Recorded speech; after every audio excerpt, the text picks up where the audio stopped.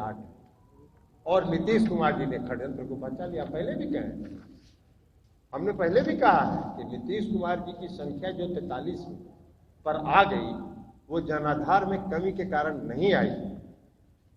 नीतीश कुमार जी के खिलाफ षड्यंत्र हुआ, साजिश हुई और उस साजिश का परिणाम है 43 पर पहुंचना। और उस षड्यंत्र के प्रति अब हम सब लोग नीतीश कुमार जी के नेतृत्व में सतर्क हैं। कोई षड्यंत्र यहां चलने वाला नहीं है। एक मॉडल इस्तेमाल किया गया था 2020 के विधानसभा के चुनाव में, चिराग मॉडल, और दूसरा चिराग मॉडल तैयार किया जा रहा है। लेकिन कभी अगर होगा आगे तब बताएंगे कि षड्यंत्र कहां कहां हुआ और कैसे कैसे हुआ। लेकिन आज ऐसे लोग भी क्या है ये चिराग मॉडल, जिस मॉडल को लेकर जदयू के अंदर इस तरह की बेचैनी है। हालांकि ललन सिंह इससे पहले कुछ दिन पहले ही चिराग मॉडल को लेकर चर्चा की थी, लेकिन आज उन्होंने जो कहा है कि हम दूसरा चिराग मॉडल बनने नहीं देंगे बिहार में, मतलब छल के साथ नीतीश को हराने की जो साजिश रची जा रही है, उस साजिश को हम लोगों ने विफल कर दिया है। कौन है वो साजिश करता, कौन है जो बिहार में चिराग जैसे लोगों को खड़ा कर रहा है? मतलब साफ है कि निशाने पर बीजेपी है और अब खुलकर नीतीश और जदयू बीजेपी पर आने वाले दिनों में हमलावर होंगे, इसके साफ संकेत भी इन्होंने दे दिया। लेकिन बड़ा सवाल यह है कि आखिर ये चिराग मॉडल है क्या? 2020 के विधानसभा चुनाव में तो देखा गया कि चिराग पासवान जदयू के तमाम उम्मीदवारों के खिलाफ उन्होंने उम्मीदवारी दी, वो चीजें सामने, और उससे कितना नुकसान हुआ ये भी सामने है। उसके पीछे बीजेपी खड़ी थी, वो पहले भी लग रहा था, बाद में बहुत सारी चीजें सामने भी आ गई। नीतीश अपने अंदाज में उसका बदला भी उन्होंने लिया कि चिराग को सड़क पर ला दिया।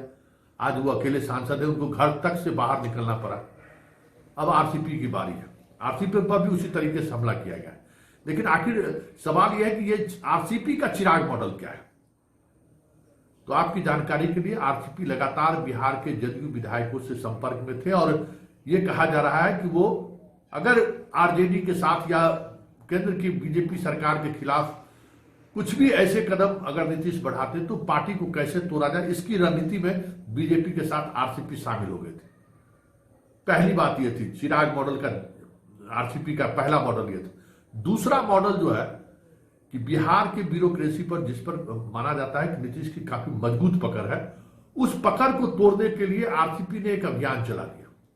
ऐसे अधिकारियों की दिल्ली पोस्टिंग करानी शुरू कर दी और जब से अतीश चंद्रा, जो नीतीश कुमार के भी खासम खास थे, उन्हें प्रधानमंत्री सचिवालय में जब से वो पहुंचाए, उसके बाद से आरसीपी के मुहिम का अंदाजा बिहार सरकार और नीतीश कुमार को लगने लगा था।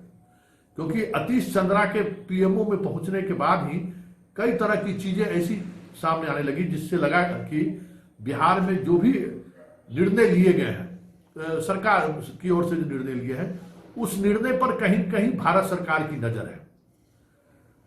तो जो मॉडल की बात की जा रही है, चिराग मॉडल 2, वो चिराग मॉडल 2 ये था या ये है कि बिहार के ब्यूरोक्रेसी पर, जिस पर नीतीश की अभी भी पकड़ है, उस पकड़ को कैसे कमजोर किया जाए। और उसी सिलसिले में सृजन को बार बार सामने लाया जा रहा है। अब अभी आप देखा होगा कि पटना हाईकोर्ट ने एक आदेश दिया कि सृजन को एसआईटी गठित कीजिए, और आज अखबार में ये खबरें आ गई हैं कि एक एसआईटी का गठन करने का निर्णय सीबीआई ने किया है और एक नए सिरे से पूरे अनुसंधान की प्रक्रिया फिर से शुरू की जाएगी। तो घेराबंदी की कोशिश यही चिराग मॉडल 2 है, जिसके सहारे नीतीश को घेरने की कोशिश चल रही है कि किसी न किसी भ्रष्टाचार के मामले में, किसी न किसी ऐसे निर्णय पर नीतीश को घेरा जाए जिसके सहारे उनकी जो मिस्टर क्लीन की जो छवि है वो छवि ध्वस्त हो सके। तो चिराग मॉडल 2 जो आरसीपी के सहारे बीजेपी खेलना चाह रही थी, वो मॉडल 2 ये है कि नीतीश का जो मिस्टर क्लीन की जो छवि है उसको ध्वस्त किया जाए। नीतीश का जो पार्टी पर जो पकड़ है, उस पकड़ को कैसे ढीली किया जाए, ये चिराग मॉडल 2 था।